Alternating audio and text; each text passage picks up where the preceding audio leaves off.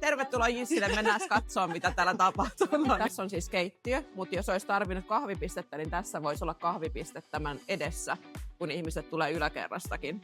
Johonkin muualle. Tuleeko se keittiö tonne sisäpuolelle?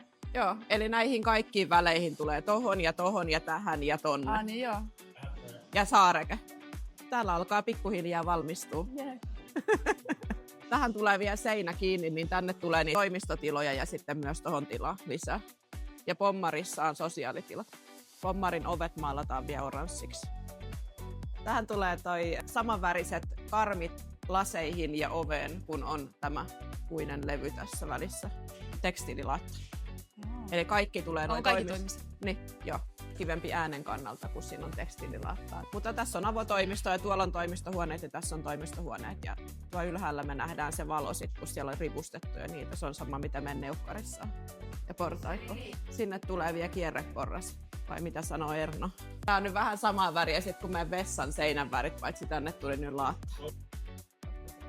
Paljon tää oli muuten korkea. Pitääkö meidän kertoa, kuinka korkea tää on tää halli? 10 kokonaiskorkeus ja vapaa korkeus 8 metriä.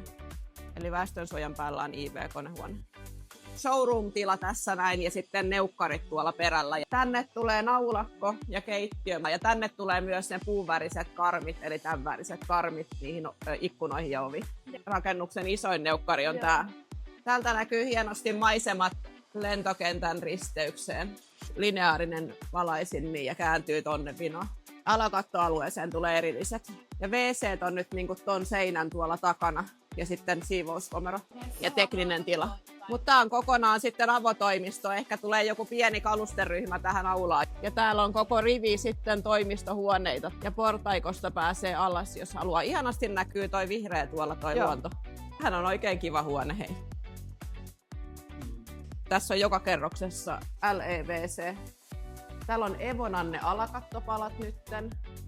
Portaikon seinät ja hissi tulee siihen. Hissiä tullaan ensi viikolla.